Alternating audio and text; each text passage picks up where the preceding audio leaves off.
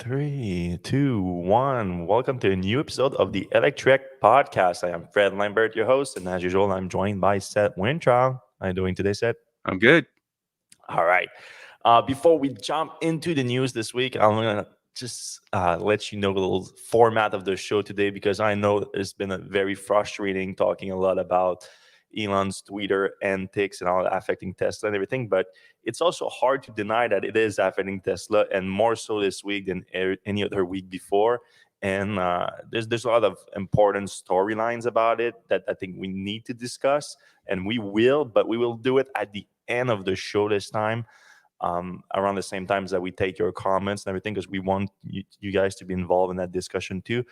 But at the same time, by pushing it at the end of the show, those that I know are so frustrated with it that they don't want to hear about it again, I understand you guys, and I won't be mad if you just click away by the time we get to it. But first of all, so we'll keep we'll try as much as possible to keep everything that's related to that away. But there was a lot of Tesla news this week too that was like good news that wasn't unrelated to that. Unfortunately, what's so bad about it is like that's what we see here from our own thing is like there's a big news that come out on Tesla. We posted out, but it's get drowned into all that Twitter drama articles coming out all the time. That's very annoying. But let's start out with the probably the biggest one of the week. The Tesla Electric was launched. So this is the very beginning of Tesla's product, true energy product that we knew they wanted to release. Like that's they've been playing around with the VPP, the virtual power plants, for a while now, and this is very much like that, but it's a little bit different, and we'll get into it. But when Elon was talking about Tesla being a global distributed electric utility that might become bigger than Tesla's vehicles business. Well, this is it. This is the product that you're talking about here. This is truly becoming an electricity retailer through their distributed energy asset. In this case, primarily the power wall, but also, of course, solar. Though the solar may or may not come from Tesla, but that's not really the thing. The product itself is the retailing of electricity through those assets, and that's what the Tesla Electric is. And it's been launched now through select few customers in Texas first. And Texas, like it's really a sweet spot right now to launch this product because first of all, the market does need it there, like it needs it bad. The electric grid there has had a lot of issues over the last few years, especially in the summer when the people crank up their EC. They've been brownouts, near blackouts several times over the last few years. And at the same time, one of the reasons for that, people there's about these two sides, of course, that are bickering about this. But a lot of people are saying because it's a extremely deregulated market that they have electricity wise. Well, it's also allowing Tesla to release such a product because they were approved as an electricity retailer in that market, and now we reported earlier this week that they had the approval for what they call the phrasing on it was very particular. It was a statewide market design pilot for small distributed energy resources to provide grid service export. So basically being an electricity retailer through distributed small energy system. Tesla already has big ones with their mega packs and everything, but this is for the power wall. So it's very similar to the VPP that they launched in California earlier this year that we discussed a lot. But instead of responding to specific events that the grid needs it, so basically the grid, an electric utility, the grid lets Tesla know, hey, we expect like having a lot of demand issues and around this particular period.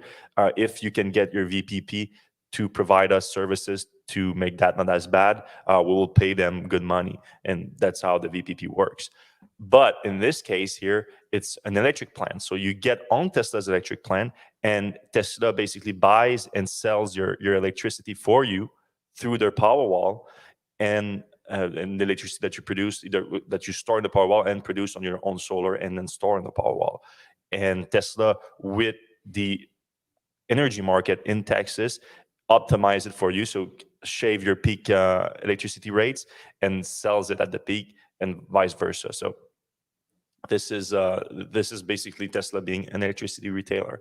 On a small scale right now, only some people in Texas that have a power wall are eligible, but we expect this to be like the first step of Tesla Electric being this global distributed electric utility. Anything to Yeah, add, Seth? yeah. So a couple things. One, we've been kind of calling this for a while. Like it just makes sense, and they've kind of alluded to it. I remember at the Gigafactory Nevada, they were talking about when they had Panasonic, and they were talking about batteries and the new cells. Or actually, at the time, it was the uh, the old new cells. They kind of made a reference a few times to being an energy company. So we've been expecting this for a while. The other thing is, I'm really surprised at this point that Tesla is not doing bidirectional charging on their cars because, while there's a lot of solar out there and while there's a lot of power walls out there, there's a real lot of, Tesla vehicles out there. And if you could say, hey, when my vehicle's connected to the grid and, prices are really high, go ahead and take 20% of my battery, at a very high price. And, you could probably get free electricity in some markets by doing something like that. So this is kind of one of those things where I'm not certain why Tesla hasn't done the bidirectional at this point. And I know, a lot of people say, well, they won't sell any power walls, but I kind of feel like the upside is going to be so great when they have them, they're their own energy company. And I guess at this point they can turn off charging, which would save a lot of electricity. But I Hmm. still think like the power of the battery would be really nice to have. Yeah, that's load control versus vehicle to grid.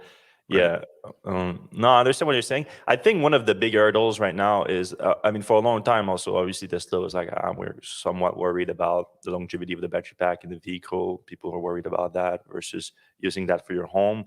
But I think one of the big hurdles is the actual device between the vehicle and the grid. That's something that has been figured out yet. Wallbox have had the Quasar for a while now, but we haven't seen heavy deployment of that, and apparently it's quite expensive too. So Mhm. I think there might need to be a breakthrough on that front to lower the friction and the cost of installation of such a device, so that you can take full advantage of a vehicle's battery pack.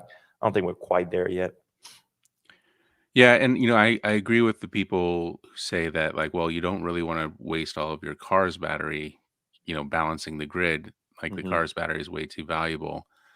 Use a Powerwall. But I think Tesla and other companies like there should not be an electric vehicle on the market right now without vehicle to grid just for backup the house, just for, going out to a campsite or, lighting up tools or whatever. It's a super easy thing to do. It's like buying an inverter, putting it on the battery and putting a plug on it. That's really Hmm. all they have to do. And really the only people doing it right now are Ford with the F-150 and the Pro Power, and the EGMP platform has like a 2 kilowatt out, which isn't a lot of power, but it's something. Hmm. But I just don't understand why every EV doesn't have something where you can just shoot a lot of power out and put it into a house or a campsite or a work site or whatever. It's just such an easy thing to do, and nobody's done it. And when you add the vehicle to grid component to it, you know, not you don't want to do it every day or even every, you know, week, but like in those super peaks when you can put money back in and get, 10 times what electricity costs, that might be worth it. No, I understand. I think with the Cybertruck, Tesla is going to start doing it with the Cybertruck, and then going forward, we're likely going to see it in other vehicle programs. But Tesla's vehicle programs right now are quite old, really. Yeah. I mean, Model 3, Model Y, it's not brand new anymore, and Model S and X. I mean, there was the refresh last year, but even Model S and X are extreme luxury vehicles, so it's not you don't you don't see it do that as much. Like a work vehicle, like a pickup truck, which is why like F-150 Lightning is leading on that front. That's makes sense to start going with that first. All right, then the holiday update happened. Tesla released their big holiday update. For those not familiar, Tesla every around the new year, mid-December, late December, they release this what we call the holiday update, where they bundle up a lot of the features, especially more fun feature rather than functional. Though every now and again it does it does match with like a bigger like step change in Tesla software, where some user interface updates come with it. But this time there is some user interface improvement, but it's not nothing major. Actually, it's not major, all of the update, to be honest. There's a few fun things, but it's nothing huge. So some of the biggest one here, you have Apple Music, probably the biggest feature being added. So there's an Apple Music integration. See, if you have an Apple Music account, this is going to be useful for you if you prefer that over Spotify and Tidal, which are the two main streaming apps right now inside the Tesla vehicles. Now you have native Apple Music integration inside Tesla vehicles. So that's good for that. Mahjong for the people that like this game. The older Mahjong ladies. integration. Yeah. There's a new version of like an integration between dog mode and remote live view. Remote live view, if you turn on Sentry mode on your car, you can, from the mobile app, you can view inside you can view the cameras around your vehicle. Now they add inside the vehicle, and the reason they do that, because I mean there was not much reason to look inside your vehicle, but they combine it with dog mode. So if your dog is inside your car, you can check on your dog through the remote live view, because of the cabin facing camera that hasn't gotten a lot of use until more recently. Again, sticking with the more like fun feature versus functional, Tesla updated its light show, which is they match the music to headlights, like light show, and sometimes the doors too, especially with the Model X and things like that. Even like the Model Y and everything, they have like the back also open and things of sort. And now they added that feature. They added the scheduling feature, so you can schedule it up to 10 minutes in advance. And the main reason they seems to give that is that if you want to put several cars together and do it like bend them together and do something with like that, you can time it exactly so they all start at the same time. Not a big deal in my opinion, but some climate control improvement to automatically switch between make it easier to switch between low, medium, and high volume fan control. MyQ connected garage, so that's Tesla had the home link. Now they also have MyQ. So if you have a garage door opener that's based on the MyQ Wi-Fi system, then you can now sign up through your car to control it directly from the vehicle, rather than having a little buzzer or your app. I thought that was kind of pricey. It's like over $50 a year. Yeah, I don't know how it compares to HomeLink. Yeah. So I would have to check that. I'm not familiar with that. I don't use it myself, really. Yeah, we have the MyQ, and obviously you can use it from your phone. So I don't know if I'm going to spend $60 a month on having it built into the car, but I don't know. Yeah, and you probably can put like was it if this and then that type of automatically when you get your Wi-Fi or whatever, and it's opens the door once you arrive. Auto turn signal. So now Tesla removes the turn signal after the lane change of four-core merge. That's nice. Now it's going to ask you to confirm that when you are on a phone call and you approach your car, and sometimes it automatically switch to your car audio. Now you have it's going to prompt you to ask you, do you want to switch it to car audio? That's nice, because often it's annoying when you don't realize and switch. Some media improvement for user interface. Emission test mode via a mobile app. Emission test mode is the fart mode. It makes your car fart. I mean, it sounds dumb, but at this point, I've already saw like a few people like just crack the hell up with the fart mode sound. Like good for Tesla. If you can make people laugh, then with an easy it was a big fan favorite. Yeah, for a long time. Yeah. And Rainbow Road, so this was like an Easter egg before, but now it's you can put it that every time you're on autopilot, you see the Rainbow Road as your like user interface. For people that want that. Now, also part of the holiday update, but separately, because it's not for everyone, because most of those features apply to everyone, but Steam Beta has launched on Tesla vehicles, but it's only on Model S and X. Not only that, I was a bit surprised by that, but actually only the very most recent Model S and X. Apparently, it's not like all the refresh vehicles have been produced over the last 2 years, even though Tesla has been like marketing it with having the latest computer in it. Apparently, it doesn't. So they're going to need to retrofit a lot of computers, apparently. So that's no big surprise coming from Tesla. But it's not related to autopilot. This is the entertainment computer that was like competitive with the PS5 and the Xbox. I'm so confused with Xbox. It's like the X or One X. Or I don't know what they call it anymore. The latest, the latest generation. So now you have Steam. I mean, it's impressive that you can play Cyberpunk. You can play like a bunch of like high level, like high graphic video games straight from your MOS or X, and you can just use a controller. We can use a mouse and keyboard if you want. If you're a mouse and keyboard player, you just might have to find yourself like some kind of way and comfortable setup here because I don't know if there's much room for a mouse pad or. But I already saw a few people like making themselves like a little table and everything. It's pretty. People are resourceful when they want a game. But at this point, I feel like if you're a keyboard and mouse gamer, you might as well just bring a laptop in your car. Right. So all these things are really cool. Like I love that Tesla's doing this stuff. But I was telling somebody about this, and he was like, most of this stuff you can just do on a $300 iPad, right? You can just buy that for your stupid little Chevy Bolt, and you can have like most of the Netflix and all the stuff that Tesla does. But Steam is like the first thing that isn't really on. Well, you have the Steam iPad. Deck that you can buy, which is $1,000, and it's a lot more portable than that, Right. and like you can literally have a Model 3 and a Steam Deck and save a lot of money over a Model S. Obviously, there's other things involved, so I'm not aiding on anyone buying a Model S because of these cool features, but there's definitely alternatives that are much cheaper. All right, now in the less fun Tesla stuff. So this was an interesting case here. So someone is basically showing a path to get the upgraded self-driving computer with the subscription without paying for the $1,000 upgrade that we've previously reported is kind of a shady for Tesla to ask for that because of the fact that they said that all the vehicles since 2016 are equipped with all the hardware to go self-driving. But that was reported last year when Tesla launched their subscription program for FSD, asking $200 a month to get the FSD features.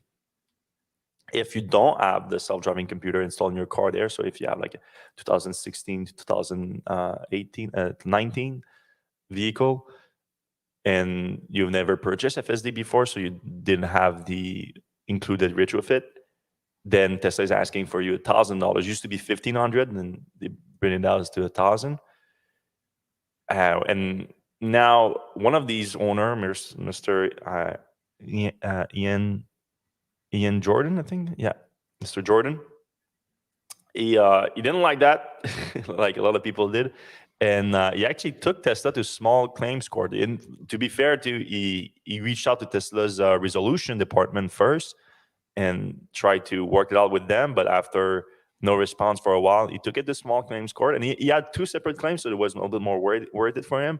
He also had an issue with, and this one is also a fair one too, if I might say so, where he had a vehicle with an MCU1 computer under warranty, and a lot of people with MCU1 has lost features over time with the software update, and Tesla is acting like this is a software bug with no actual timeline to fix it.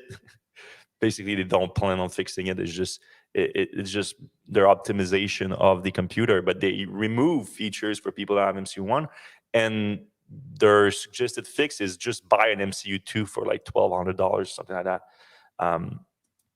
So this, since it was under warranty, it took them to like, no, you took away my features, and you like, it's a weird situation because we know it's not an actual bug. It's Tesla is just like playing with the words here.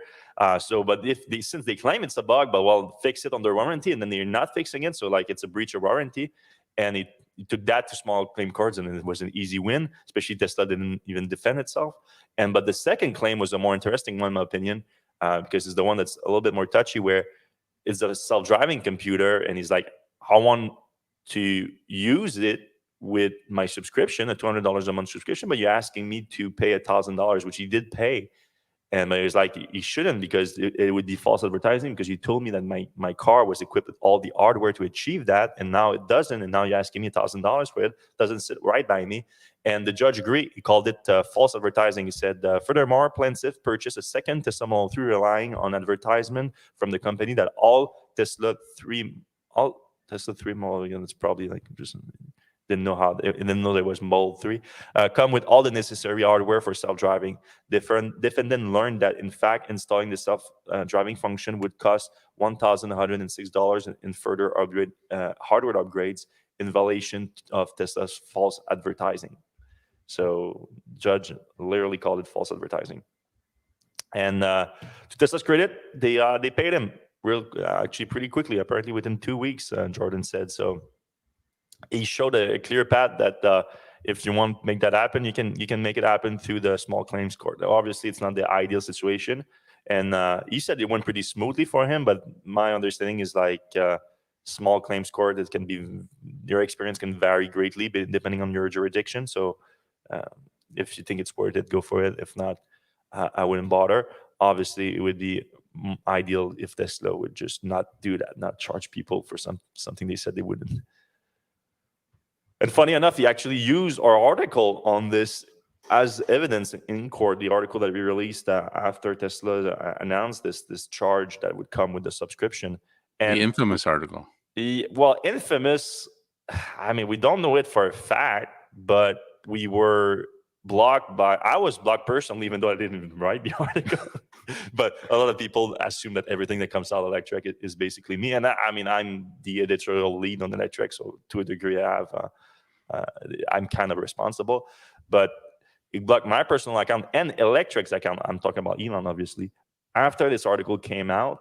And even though we cannot prove for a fact that that's why we were blocked, there was literally like nothing else negative about Tesla that we posted around that time, nor did we even have any interaction with Elon Musk or any negative interaction for Elon Musk. Like I DM'd with him like a few weeks before that, and it was positive or something like that. So it's not very strange. So we assume that it's because of that, and now it's being used in court to get Tesla to pay $1,000 back to customers.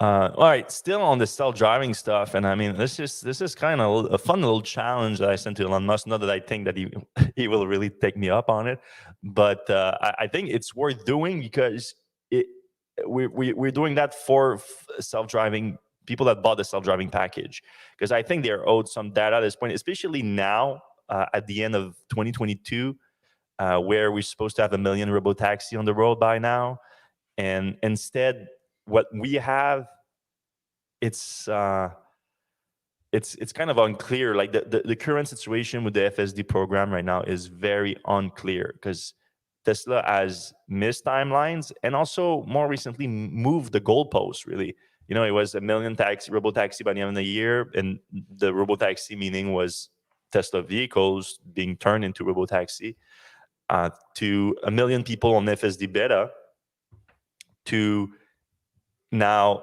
anyone who purchased FSD beta in North America can get it, which is probably hundreds of thousands fewer than 1 million.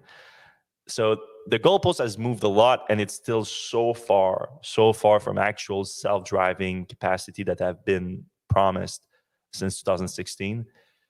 And we want a clear path to a clear one is maybe too much, but just a path. Give us a path to achieving that promise. So why I posted that is like, let me see, like, what is the clearest, the best data that we have right now that shows improvement in Tesla's FSD beta. And it's terrible, the data we have right now. It's awful data set. Taylor Hogan, who I know people see him as a Tesla hater and everything like that, and you can see him whatever way you want.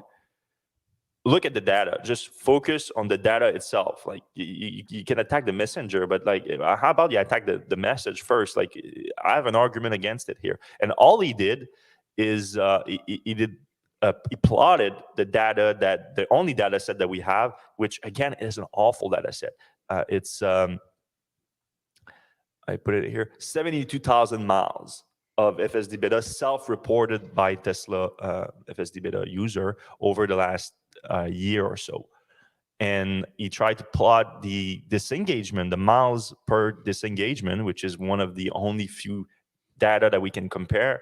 And again, putting it in perspective, I'm not necessarily like, I think it's worth comparing just so you know the difference between Waymo, Cruise, and Tesla at this level. But I understand it's not a good comparison just because of the nature of the full self-driving beta versus Waymo, where full self-driving beta doesn't have like highway driving, for example, doesn't have all that stuff that's autopilot, so it's not exactly the same. And then you have the fact that Waymo and Cruise are geofence, which is Tesla going in all different kind of environment. So obviously I would expect Tesla to be lower, but we're talking about lower, Tesla being right now at just over 4 miles per disengagement, which also represent my own experience with FSD beta, to be honest.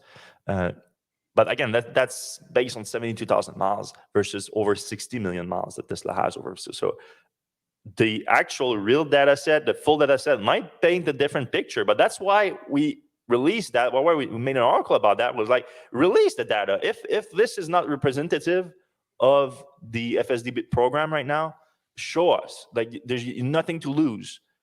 Unless it is exactly as representative of the full set, and then that's why maybe you're it's not even releasing it. better. Yeah, maybe the set is actually worse. It's not impossible at this point because Tesla has no excuse right now for not releasing this. Some people, some like ardent Tesla super fans are like, this is not going to release this proprietary information. This is trade secrets. And like, everybody else is releasing that information. And I can understand the fear of, oh, it's going to be misrepresented compared to Waymo and all that. And I'm like, at one point, you just have to trust people. Like, some people are going to report on this correctly. Like us, hopefully, I would think we would put it in perspective. If we had the more granular data too, that would be nice. Now we have very like small data set, very superficial data, self-reported data. If we had it straight from Tesla, it would be obviously would be better. Though obviously a lot of people wouldn't actually believe it too. I would guess like Tesla and Elon in particular has been losing credibility with a lot of people at an extremely fast pace recently. We'll get into that later. I've been pretty good right now. 27 minutes in, we haven't touched it too much, the Twitter stuff. So yeah, I mean, post the data, show us a clear path to Tesla improving. So yeah, that's what I was going to basically. I'm not even like asking like, oh, let's compare it to Waymo and everything like that, which by the way does tens of thousands of miles between this engagement. What I want more is like, he's been claiming that FSD beta has been improving like super fast. That's not what we've been seeing. On the contrary, like it's up and down, and basically the same as it was last year right now. Again, And with a extremely small data set. anecdotally, you and I both have it. We Yeah. know that, there are some improvements in some areas, but I feel like there's also some regressions in some Oh areas. yeah. Or, I have it since May, and I don't see a significant improvement since May. yeah, and so I feel like, so here's some information. I was actually at a Ford event, and we'll talk about this later this week, and I ran into Sandy Monroe, and he was talking to a bunch of journalists, and he said that full self-driving is like driving with a 6-year-old, which I was like, what? Like you said like a lot of nice things about it.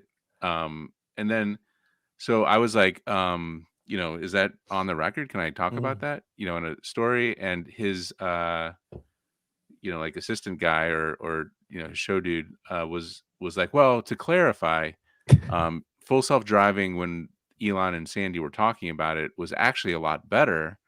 It was more aggressive. It was more it was just like more aggressive, I guess. And they've actually scaled it back, according to him, because more people are getting it. And I mean, this could have been just him trying to walk back something that Sandy said, but I thought it was pretty surprising. And Sandy said it in a car full of journalists, so it's easy to back up. But he called it, like Sandy Monroe, one of Tesla's biggest cheerleaders, said that full self-driving is like driving with a 6-year-old. And I don't know many 6-year-olds that I would want to drive with. I mean, driving. You mean the 6-year-old is driving? Just to be clear, that's yeah. not. Oh, yeah. It's not like the 6-year-old whining in the back of the car. Yeah, because that can get annoying too. That's annoying. Yeah, that'll slow you down a little bit. No, I mean So my point was that that's why anecdotal evidence is not good. That's what you mean saying, because right. you hear a lot. I posted this story, okay, and how many times I've heard people say, "Don't listen to this story. Just watch Omar's blog," which I hate this name, Omar. Just watch Omar's video, okay? Right. And I'm like, yes, like anecdotal evidence from one guy in California too. It's not. That's not good. That like literally this. Yeah, and he's not posting the 6 times he tried it before and it didn't Yeah. work. He's only posting the one that, for some reason worked. Yeah. And it's I mean, obviously, no credibility whatsoever, that guy. But still, this pile of data set that we have here is better than any anecdotal evidence that you're gonna get from any FSD beta tester. But it's still a pile of. So Tesla should release the actual data set, and we can have a clear look at possible improvement. But that might be why Tesla is not releasing it. Unfortunately, they might not be any improvements, sadly. All right, Tesla wall connector. I mean, this thing is getting cheaper by the second. Earlier this year, we reported when it got down to $400. Now it's $350 on Tesla's website. $350. Let me check, by the way, because I'm not sure if it's like temporary or something, because Best Buy also had it like reduce the price. Yeah, but they said it was going to be 5 days or something. Yeah, no, it's not. Like, I hate those retailers that do that. Like that, because I'm on the site right now. Now it says 350 and without any like time limit on it. So there's a screen grab of Best Buy below. So yeah, it says like not 6 hours. It was like 6 hours, but it's still on the price, and now this is gone. So there's that's like the new price then, I guess. Yeah, it's the new pricing. It's just sometimes they do that like to create some urgency, but it's not even true. So I don't even know like how this is legal. But anyway, the price is down to 350 now, which is like as cheap as it gets if you want a 48 amp charger with Wi-Fi connectivity and all that. It doesn't get cheaper than that. It's by far the best price on any of this. I mean, you can go on Amazon right now and look at the juice box, the wall box, and all that, and it's all at like twice the price at least for the same or even less capacity than the Tesla connector. Obviously, it's a Tesla connector. It's not a J1772. And if you want, Tesla also has the same with the J1772. And it's $550, which is also cheap for that. But I think Tesla is trying to prove a point here. Obviously, since opening their connector as the standard, now it's called the North American charging connector. And they say like, yeah, it can be a lot cheaper. And we talked about that before, but most likely part of the difference here, significant difference, must be a licensing fee for the specific connector, CCS J1772 connector. So how much are those like J adapters that you can put on Tesla destination chargers? They're not cheap. They're not cheap either. Are they less than $200? Good question. I can check, but they might be, but not. So it's a Tesla to J1772 or 1772 to Tesla. Well, Electron has one. Well, Electron, yeah. Oh no, why is it not working? Okay, Tesla's own one. Let's look at Tesla's own one here. It's $50. It's not too bad. But that's going the other way. Like if you want to go from Tesla adapter to, so it's $159 at Amazon for the Electron version. Okay. So you could actually buy a Tesla charger and an Electron adapter for cheaper than a Tesla J17 whatever 1772 adapter or charger connector. Yeah. Interesting. Fair. I wonder why Tesla's not selling on Amazon. Jeff Bezos. That's the reason. It's the only reason, because Best Buy is not really the go-to place. We talked about that last week when they launched. That was a rhetorical question. You played it right. I didn't detect the sarcasm. Ford F-150. Sorry about that. Ford F-150 Lightning got another price increase, but just for the base model. which makes sense because we didn't see them making money on that model. But that model now is up 40% in price since its launch. Because if you remember, they launched it at $40,000. But we had our doubts about that when it launched the first place. We thought it was more like about like competing with Tesla's Cybertruck, which also started at $40,000, but it was delayed and all that. So over time, with inflation, and they gradually increased the price, and now they did another $4,000 price increase this week. So it starts at $56,000. They didn't change the pricing on all the other version. If you want the extended range version, so if you want the longer range version, you still have to start at $81,000 with the XLT version, because on the Pro, the base version, you cannot get the bigger battery pack. But yeah, $56,000 now for the base version, starting to a little bit more in the like make sense in terms of trying to make money off of it. But it is unfortunately a lot more expensive than originally announced. I mean, if you got one at 40,000, you got a hell of a deal and an appreciating asset. Yeah. But at 56,000, still not a bad deal. Yeah. It's a lot more bare version. They call it the Pro because it's basically just for like commercial purposes. It's not like a nice consumer vehicle. The F-150 Lightning gets XLT, especially the Lariat version, and going up, it's a plushy car that you get. Yeah, and F-150 is ramping up production. They are adding a third shift of the Detroit assembly plant where they're producing the F-150 Lightning to increase production. And we know they want to achieve they only produce just over 13,000 vehicles this year, which is not as many as we thought they would. But they are ramping up right now with this new shift, and they aim to have an annual production rate by the end of next year, 150,000 vehicles. So they're not going to produce 150,000 vehicles this year, and that makes sense because going from like, let's say that they probably produce fewer than 20,000 units this year. We're going to see by the end of the month, but maybe even fewer than like 18,000 units next year with the new shift, and they want to end that year at over 150 of capacity.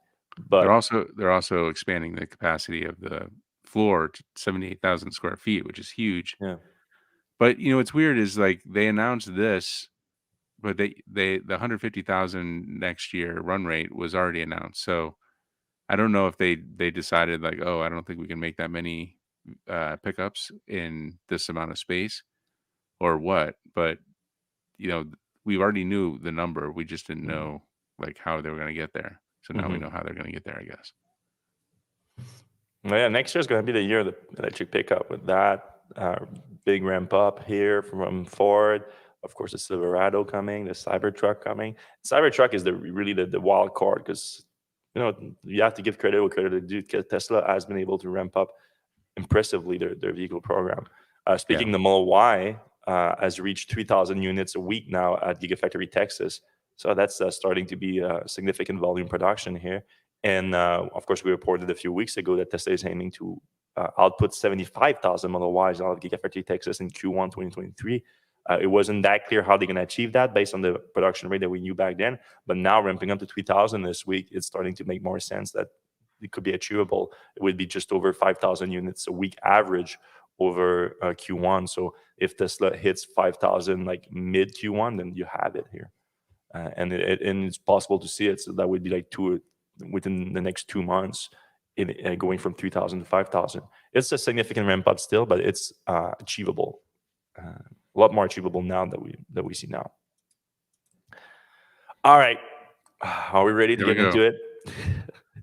Almost 40 minutes before we got into this. So if you don't want to hear about Elon Musk, Twitter, and obviously we're going to put it in the context of how it's affecting Tesla, because it is affecting Tesla, and we're going to get into it about that because there was a lot of things this week that directly linked to the Twitter story. So we're going to do that. But yeah, it was it was a crazy week for Elon and Twitter stuff. And obviously now the story is still developing as we speak because a lot of journalists are giving a little Twitter timeout. I think that's what Elon is saying. But obviously it's a very murky situation where people are are seeing Elon. They're losing trust in Elon, really. And I know a lot of people already didn't have trust of Elon way before he acquired Twitter. They saw him as this kind of autocrat character, this billionaire, and they didn't see much value as we did. And we we did. We saw a lot of value in Elon for all the brash talking and the faux pas and all that. I think Electrek, we always saw more of like his contribution to electric vehicles and space and all that. That always been my the lens through which I viewed Elon Musk. But in the last few weeks, that has been eroded pretty fast, unfortunately, and it's sad. It's sad to see like one of your heroes right now just kind of losing it quite a bit. And I know, Seth, you're in a similar position, though. I think you've the pink colored glasses have been off for a while. In your case, I've kind of moved on a little bit. yeah. It is like you said, it is sad when your heroes, and you know, like he's an engineer. Like, Mhm. well, I guess I don't know even know if he's an engineer, but you know, he's like a doer, a maker. You know, building things. So it was like really exciting to see like this guy getting a lot of attention. You know, it's somebody you can look up to, and then you know, around COVID, I guess, is when things kind of the wheels fell off a little bit. Was that it, you think, or I mean, for sure, that's when he started going more political and obviously more to the right, or close to cozying up with um, the Republican Party. There's just no way around it, which I have no issue with in general, for like personally, for a person to do. But it is undeniably a ridiculous idea for someone in his position, that because I'm not even looking at it as left and right. Like if people want to know, by the way, I'm as a centrist as it gets, and I'm not even American, so I'll have like, I love America though, and I love going there, and I lived there before, and I loved it.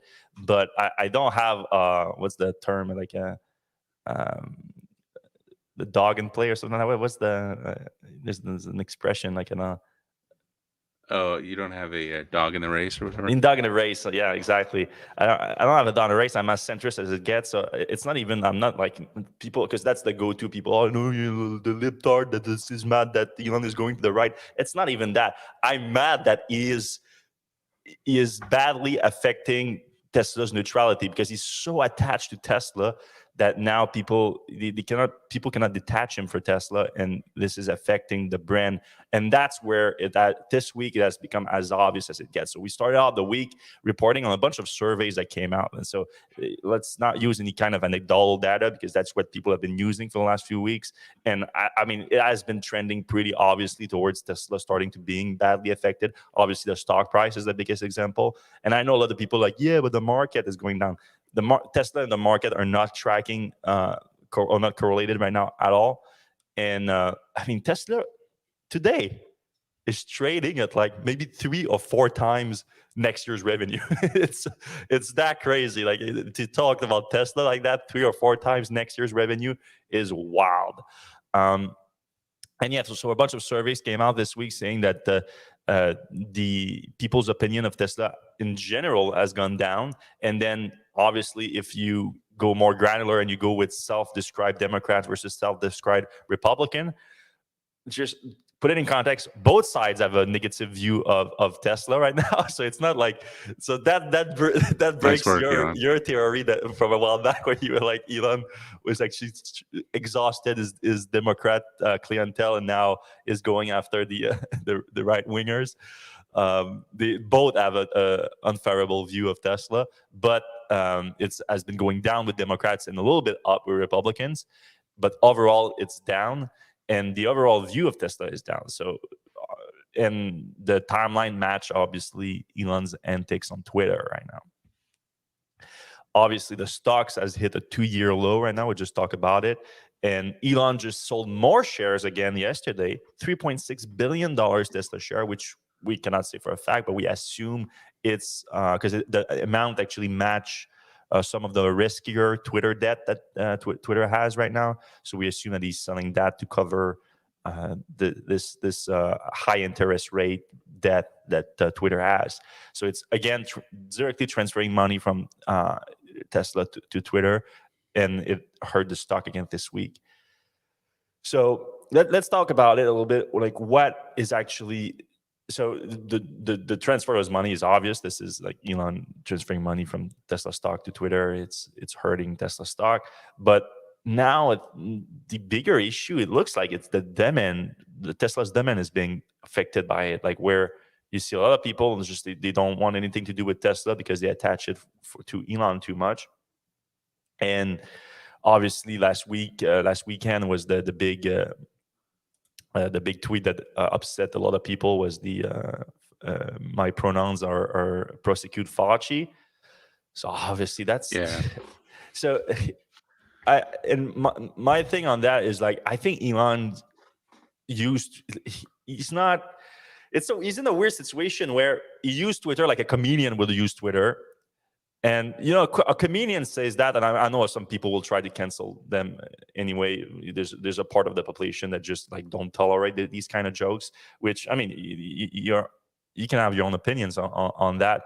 But if you're a comedian, like, the intention was trying to make fun. It didn't land. It was not a good joke, to be honest. Like, I don't think anyone, like, chuckles at that. Maybe like a few, like, it's not even a chuckle. It's a lot of people linked it to, like, the QAnon people. Like, the QAnon are loving this, but that's not even a chuckle. Like, they think that Elon is like sending him messages. Like, this is it's not about comedy. It's about, like, mental illness to a degree. Right. So, but you can be forgiven for that if your intention is just trying to have to make people laugh. But people are not going to Elon's Twitter for that. That's not. They're looking for direction right now. I just talked to Leo Kogwan, Tesla's third biggest investor in Tesla right now, and we've been texting today. And he had a very interesting point for me. So I asked him, like, because he's been going back and forth about calling for Elon to be replaced as CEO of Tesla. And I asked him, can you give me, like, are you still undecided? Because I keep seeing going back and forth on Twitter. And you should follow him on Twitter if you're not following him, because he's very entertaining. Now, he said Elon has moved permanently, I think, from Elon the engineer par excellence to Elon the supreme political kingmaker. And I have to agree a little bit on that. Like, his Twitter used to be just like promoting climate initiative. It's about Tesla engineering stuff. It's about SpaceX engineering stuff. Now it's about political stuff. And I understand some of it is coming from, like, let's make fun of people kind of point. I have no problem with that at its core. But obviously, it slants a certain way right now that is upsetting a lot of people. And it's not funny enough to be worth it. That's the thing. It's not funny enough to be worth it, I think. And now there's that. Again, that's just, you can put it as, like, it's a joke that didn't land and upsetted some people. And I'm sorry it's not me to be sorry. It's him that should be sorry. But then there's the other thing where now he's this week a lot of people are saying he's silencing journalists that are reporting on him, where he's banned a bunch of journalists. And I kind of have a little bit of a different take on that from some people here, because I think what happened, obviously, that started all of it is apparently, we don't have all the facts on this, but if you listen to Elon, and I don't think anyone has proven otherwise, is that someone knew that he was landing, his private plane was landing somewhere through the plane tracker that was on Twitter and other platform run by the guy behind Elon Jet. And someone that's been described as a crazy stalker by Elon tried to stop the car and jump on the vehicle, and it was his child X, he's called, that was in the car. So, and then all hell broke loose on Twitter after that, meaning that he banned Elon Jet, and then a few hours later he banned other billionaire jet tracking people a few hours, and then he changed the doxing rules on Twitter. So there's a problem there. Like, the order of operations. Like, if you're gonna start banning people, you gotta set up the rules first and then start blocking people. obviously we can understand where he's coming from to a degree, because like if his child was at risk, like security risk, safety risk of your own child, then you can understand where someone would just go nuts and like you start calling your Twitter people and you're like, ban that guy, I don't want a guy, like you start calling your lawyer and everything. Elon did tweet that he was going to take legal action against Sweeney, I think is the name of the guy behind. Yeah, Jack Sweeney. Yeah. But I don't even know if I trust Elon anymore. He might have just gotten pissed off at this guy. This guy has the nerve to follow my jet, and then Mhm. ban him. And then later on, his like people are like, all right, we got to come up for with a policy reason for doing something like this. Yeah. Like So the cover up is the problem here. The cover up, and like you said, the order of action is definitely the problem, because even though anyone can understand the feeling of, you can understand the logic behind someone going nuts and taking action that they shouldn't take after the feeling of your child safety being at risk. Like you're gonna make some mistake, maybe that can be excused. But then what at the same time, what it shows, if you like distill the whole process down to its core, it is someone having their personal feelings affecting the action of Twitter, which is supposed to be this free speech platform, according to Elon. And then those feelings resulting in a bunch of journalists being banned. And so at first, it looked like every journalist being suspended, I should say. Now he says it's only a 7-day. But that's the other thing, too. Everything looks like he's just making it making up it up as he goes. as he goes. And I think that's part of what is affecting the credibility beyond Twitter and affecting Tesla right now, where I think a lot of people are like, is this just like how he's been all the time? Yeah. He's just been making it up as it goes all the time. And it just has mostly worked out at Tesla so far, and then Yeah. mostly worked out at SpaceX so far. And now it's not working out at all at Twitter and or through Twitter, I guess. And now people are like, it's affecting his entire credibility at this point. Yeah, and Um, with respect to Twitter, with respect to Tesla, it's even more so because Elon made the decision to kill the PR department, kill like press releases and blog posts, and make Tesla route every bit of information in and out of the company through his Twitter account. So, and I believe that he was doing that to get more followers and more, very selfish, very like, you know, I don't. It's just mm, not a good look.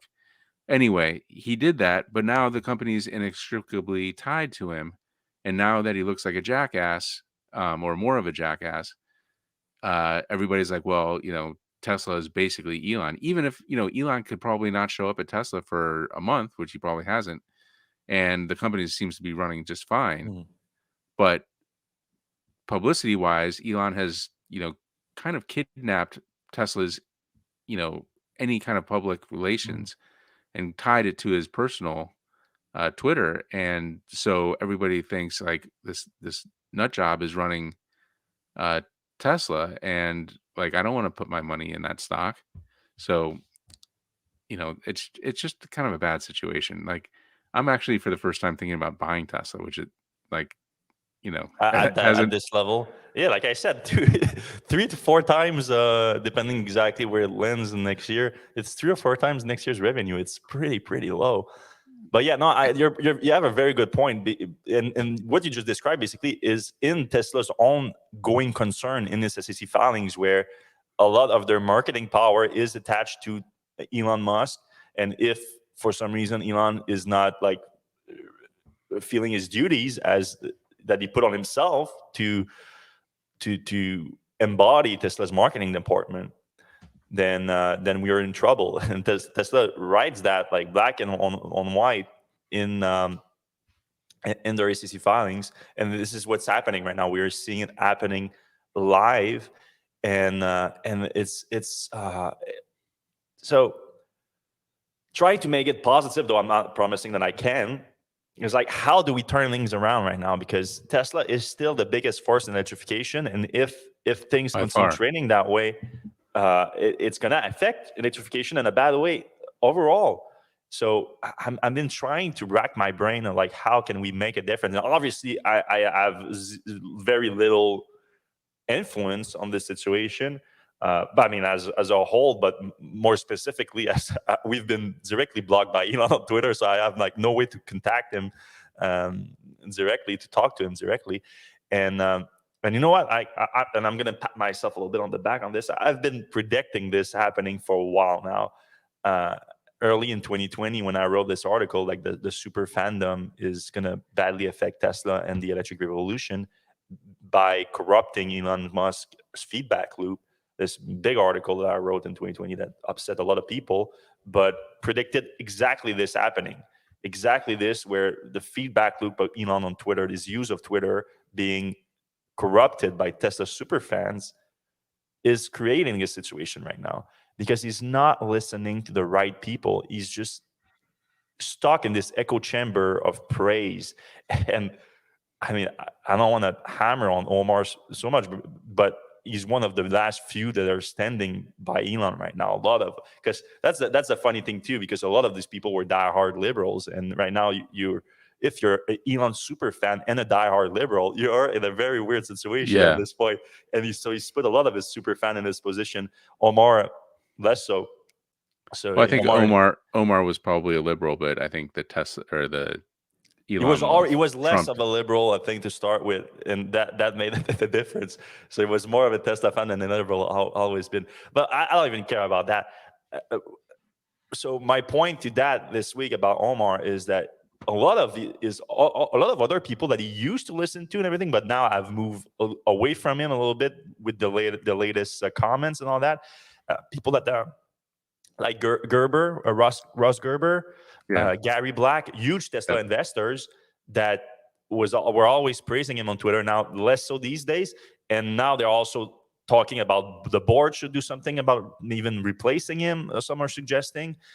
So now Elon has completely blocked out those people. They're not. He's not listening to them anymore. Right. And even though he must, like, he used to see their comments on Twitter all the time and respond to them, but now that he doesn't like what he sees, he's not responding to that, even though they are calling for him to change the direction that he's taking right now with Tesla and how it's affecting Tesla. Instead, this week, he decided to respond to Omar because he's been completely silent on how this is affecting Tesla for weeks right now. And obviously, it peaked this week with the stock going super down, and some demand issues are starting to flare up. Like we've seen the 10,000 free supercharging miles, the $3,750 discount. All of that are showing demand issue. And instead of responding to, and by the way, they were not like insulting Elon, anything like that. They were like pleading for him to address the situation. Instead, he decided to respond to Omar saying, unpopular opinion, no. Elon Musk owning Twitter elevates Tesla's brand and reach and marketing. All right, unpopular opinion because it's false. It's just straight up false. We've seen all the metrics go down in terms of Tesla's reach and popularity, and really the demand has been doing now. Elon decided to respond to that instead of all the pleas from his until recently super fans. He said, "I will make sure Tesla shareholder benefit from Twitter long term."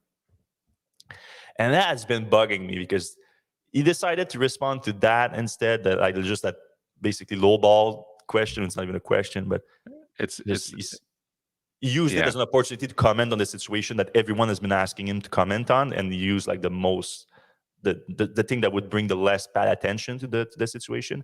And then he responded that it will benefit Tesla long term. And I just racked my brain and like see how, because let's be honest, $500 billion in Tesla's value has lost. $500 billion. Yeah, crazy. $500 billion. How is Twitter gonna create that back? Okay, well, let's say that's not all Twitter. Obviously, it's not. But let's say $100 billion is. How is Twitter gonna help Tesla create $100 billion in value? I cannot think of anything. It's just it can't. And also, all the damage has been done. You won't get a lot of those people. You won't get back. There's just some people hold a grudge and everything. So And it's unfortunate. Like Elon could right now just turn around and say, "Yeah, I apologize. Some of my comments, I tried to make jokes; they were bad jokes. I was too harsh this week in terms of the bans and everything because I was emotional because my child's safety was at risk, and I became emotional and I took some I made some actions that weren't appropriate as a CEO of what I aim to be a free speech platform. So I will remove all the bans and all that." He could do that right now and it would have a tremendous impact. But the fact that he's decide not to do that, instead he does this, saying like, "Oh, you'll see, like I'm keep going that way and it will turn the ship around." It's just hard to see happening because I do think his feedback loop is corrupted, completely corrupted, and he's stuck in this echo chamber. I even tried to reach out to people around Omar. Omar has always refused to talk to me directly. He's a coward, always insult me online, even though I tried to call him and all that. He refused to talk to me. But I tried to reach out to people around him and see, like, I literally think that even though he's part of the reason for this happening, I don't blame everything on him, obviously. It could be part of the solution, though. If even like if his biggest fan, his biggest like supporter on Twitter would just stop just backing him up with everything and will Oh, actually I like, think Elon would move on to the crazier and crazier people. That's I that's don't what think he's there done are. I to don't this. think there is crazier than Omar. There are. There like They are. the alt right is just full of nutters, and he's falling in line with those folks Yeah, pretty but quickly. the nutters, like the crazy nutters, they're also not on board with Tesla. That's the thing, though. I Elon, I think that I think Omar is like Tesla. He's Elon, of course, but he's like also Tesla first because he's invested in the company and all that. right. I think that that's an aspect to it. I mean, it was a long shot. I'm gonna admit, like, it was a long shot, but I don't have a solution right now. I just see this going worse and worse and worse, and it's hard to see the other way. Like he's really stuck in this thing. He's been like sort of captured really by this idea, and I don't see a way out of it. Yeah, it does seem like we're coming to some sort of like conclusion to this, situation. I think if Twitter went under, that would be, maybe a domino to fall, and then, I don't know if that Tesla's board would ever replace Elon unless they all got ousted by the shareholders. But In the last few days, we've seen like some major, like a lot of people have a lot of influence in the retail shareholder oh, community, oh yeah, and the and whole like Tesla Reddit or TSLA Reddit is like way against Elon right now, yes, and and also they're putting pressure on institutional investors to do right. something because obviously they have more impact than the retail investors. So yeah, I mean, and obviously a lot of since a lot of his language that he used are problematic for people, like the whole woke mind virus and all that. A lot of institutional investors are, they are very careful about that stuff. So I wouldn't be surprised if they decide to act on it. And I think Elon's like at his core, like at first I was like very open to the idea of him like buying Twitter, making a free speech platform. I'm like, obviously Twitter in the past has taken partisan action that they shouldn't have taken, and he's exposed that, and like everyone is on board with that. But not everyone, I should say. Obviously, the Democratic Party might not be, but uh, uh, reasonable people understand that there's value in doing those things. It's just that it's it doesn't have the credibility level right now as like a centrist or like a neutral person to do it. It just doesn't. Well, Uh, that's the thing from both sides. His credibility is gone, right? yeah. So, him promising full self-driving next year used to like mean something sort of. Hmm. Uh and now it's like, come on, dude, it's not even funny anymore. Yeah. Like it's kind of Yeah. sad. Yeah. So, at events when he says, "Hey, we're going to build the Cybertruck next year." You're like, "No, you're not. No, you're not. You're not going to do it." I don't believe a thing he says. And neither do Tesla investors, and neither Mhm. do like the old super fans. Like the Frunk Puppy dude, and they all hate him now. So, I don't know. Like this, I Mhm. think this is irreparable damage, like to him. I, the guy has surprised us a lot in the past, Yep, though, that's and true. like they could be just like a a come to Jesus moment, and he decides just to do a mea culpa and everything. I think that would work, honestly. I think if it's Really? honest, if it's good, but like right now, he literally said like the fighting the woke mind virus is the number one priority. Is his number one priority right now. So as long as he sticks to that, it's gonna be hard for him to do a change, because now he's like a warrior on one side when you do that, and I think, and it's because you're taking a side when you use that kind of language too, because not Right. that I'm not saying that there's real problems on the extreme left, but call it that, call it the extreme left, because otherwise this whole woke mind virus thing, when you say that, it's charged for a lot of people, and what you're really saying is like there's a huge problem in the discourse and the mindset of the people in the extreme left of things. But there's the same thing in the extreme right too. Like, I mean, for me, like the people that are saying like they're anti-science, anti-biology, and all that in the extreme left, they're the same as the QAnon people on the extreme right. Like there's a thing that doesn't work in the mindset. Like it's religious almost, and it's not based on facts and science and all that. But there's the problem when you focus just on woke mind virus is the number one issue that the universe is facing right now. You're not seeing the real picture, I think. So he lost credibility as a centrist that can bring a free speech platform, in my opinion. And in doing so and making it his big battle over the last few months, he's lost credibility overall, and that's badly affecting Tesla because of, like you said, he is Tesla marketing in large parts. Yeah.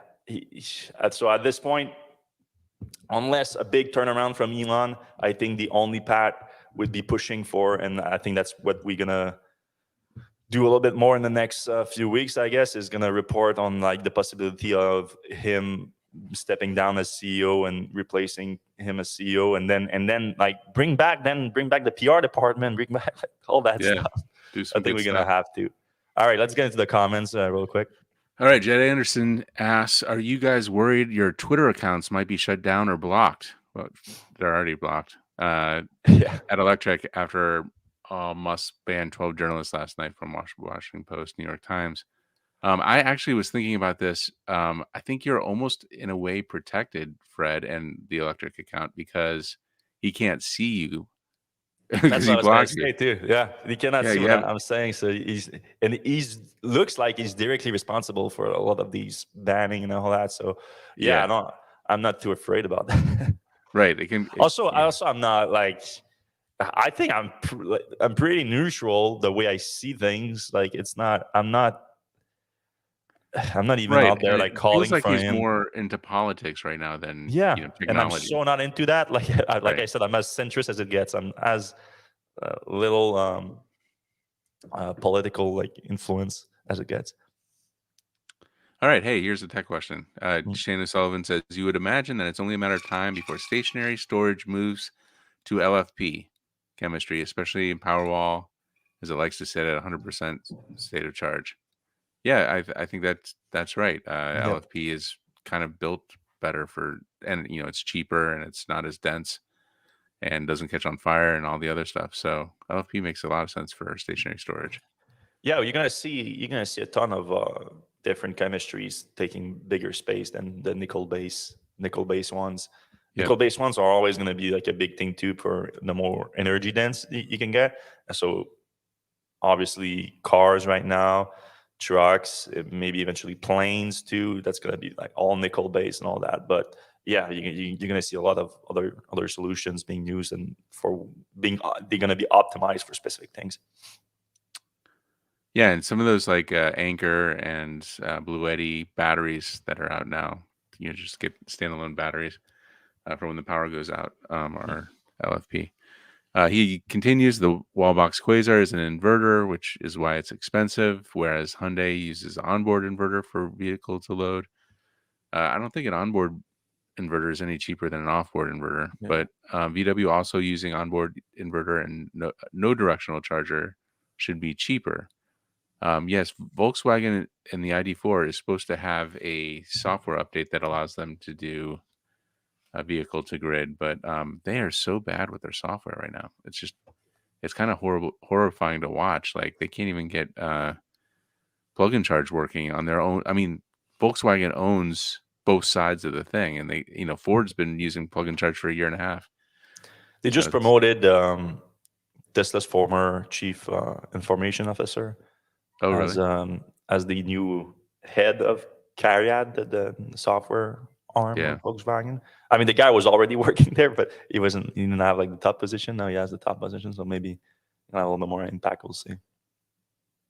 All right, JP Slamo says the first thing I thought about was how Tesla would be negatively impacted if Twitter was badly managed.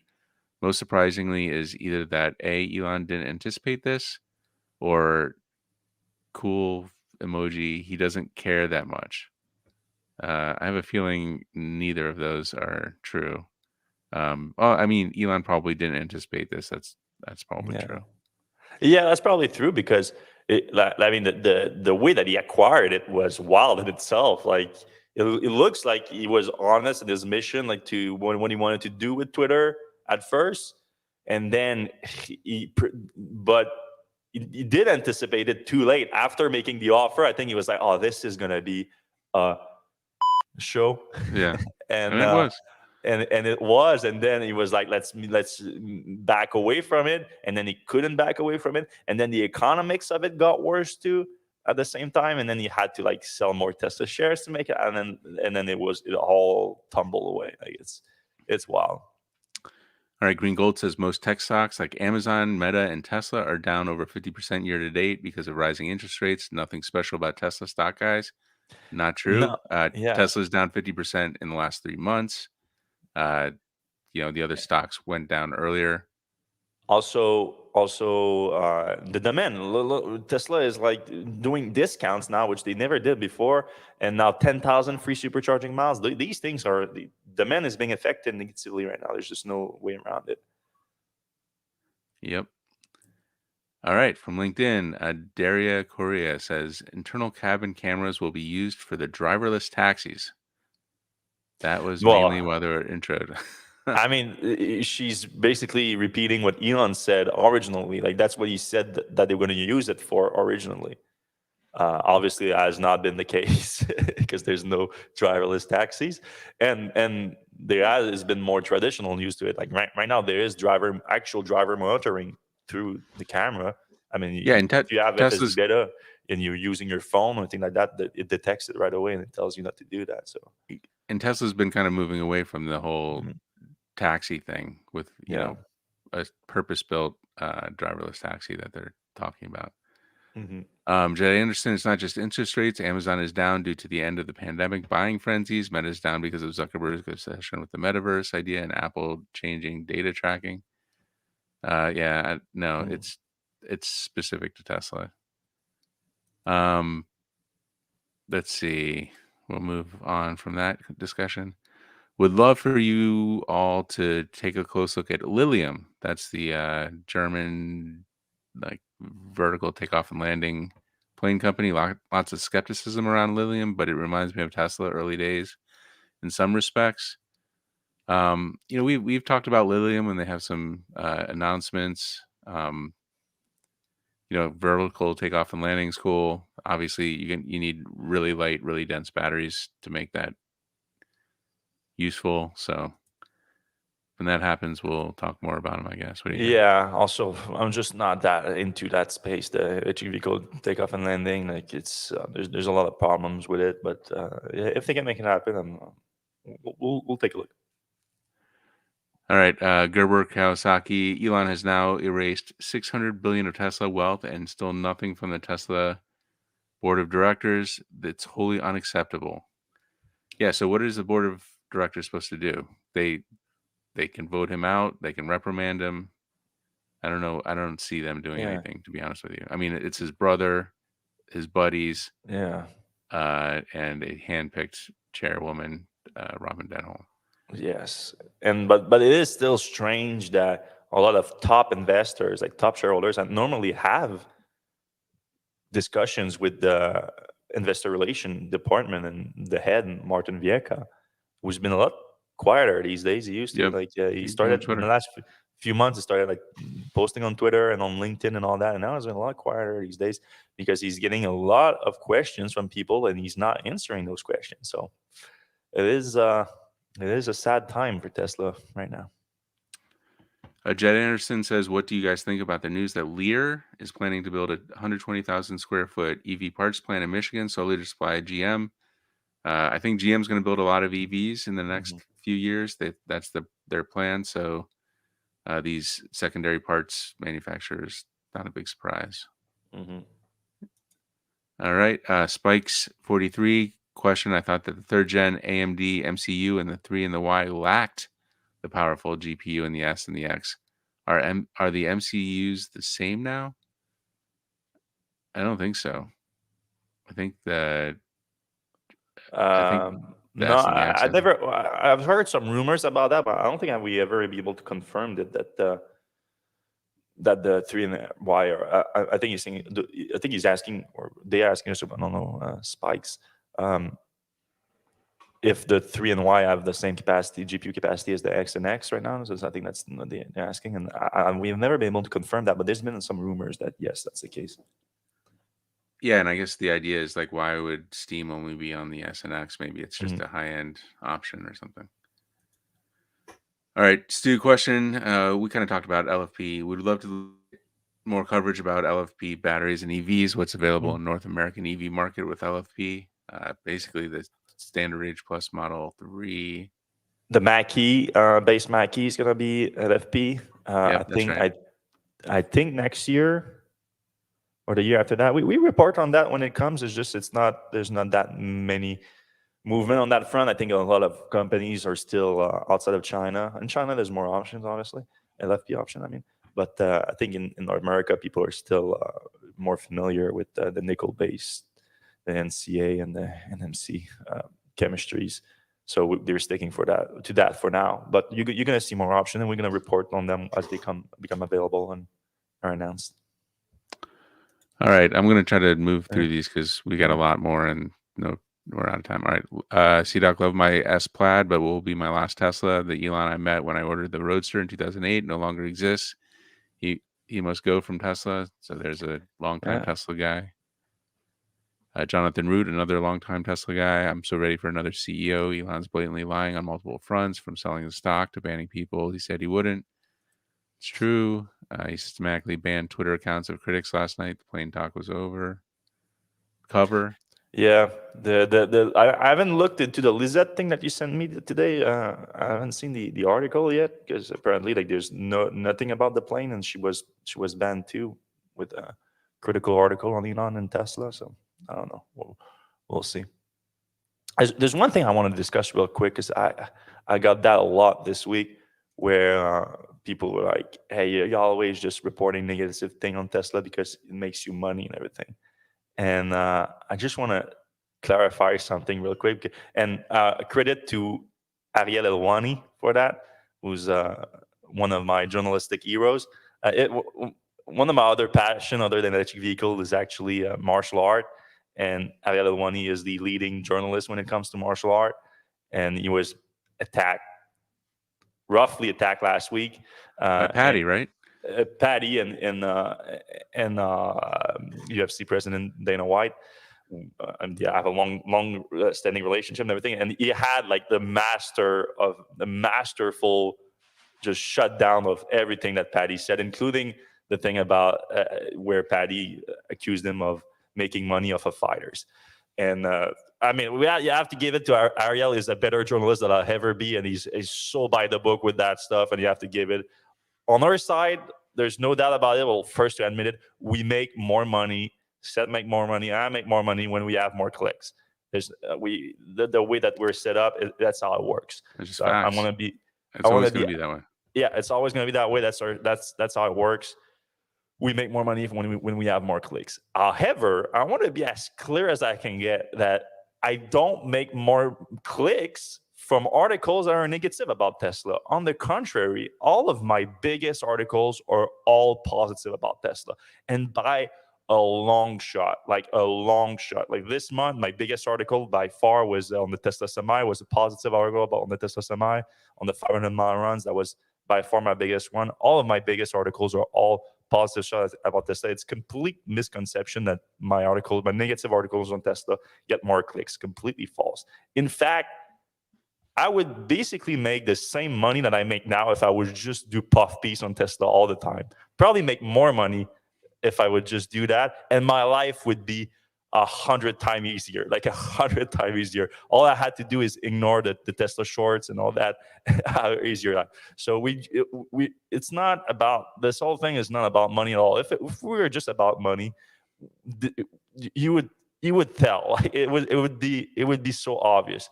We have a responsibility to our readers to try to give you guys the best information possible. And obviously we are a partisan publication in the sense that we are pro electric vehicles, and we want to see we are pro climate initiative, and we have a bias in that front, if you want to call it that. There's no doubt about it, but there's nothing about making money off criticizing Tesla. Like, show me some proof, because I can show you proof on my side. Like Ariel sells, I'll show you the receipt. Like we have a receipt on their side. Our biggest articles are all positive about Tesla. It just doesn't work like that. That might change in the future, but not because not on our fault. Like, let's say that for some reason there's just more people that wants to click on negative stuff like that. That might happen, but for us, it's not the case right now. Never been the case, and it's not what's going to drive our content, unfortunately. C-Doc saying France should replace Elon. I don't think he's going to be the top guy to replace Elon right now. I can tell you, though, that Leo, which, I mean, if someone is going to have any impact, it's going to be Leo. He's the third biggest Tesla investor. Might become the biggest one if Elon keeps selling all the time. He's asking for... He's open to Elon naming the next CEO, or at least bringing someone in. But, of course, he wants an independent search from the board, which that's always the case anyway. And he wants at least interim CEO to be either Drew or Zach. So, of course, that's Zach Kirkhorn, the CFO, or Drew Baglino, the Senior VP of Engineering, which I'm both very okay with. I think that would make a ton of sense. What about Herbert Diess? I mean, yeah, as an outsider, yeah, it wouldn't make sense. Yeah, I would love for Herbert to come in and take over the day-to-day, and then you keep everyone, like you make Drew should be CTO. Really, he deserves it. I think Drew Baglino should be made CTO, and still focus on the engineering part. And then you keep Elon around too. Elon has had a good impact on Tesla's product. There's no doubt about it. So keep him around, but find a way to detach him from Tesla's marketing right now, because I think that's a big issue. All right, do we ended on that? We've been on an hour and 20 minutes, and we've been talking about this like 40 minutes. There's just a lot of the same, which is, gotta go. All right. Well, thanks everyone for listening. Thanks everyone for watching. If you are watching right now, you can give us a thumbs up and subscribe. And if you're listening on your podcast app right now, you can give us a 5-star review, only if you liked it, obviously. That helps the show tremendously. So thanks a lot, everyone, and we're going to see you same place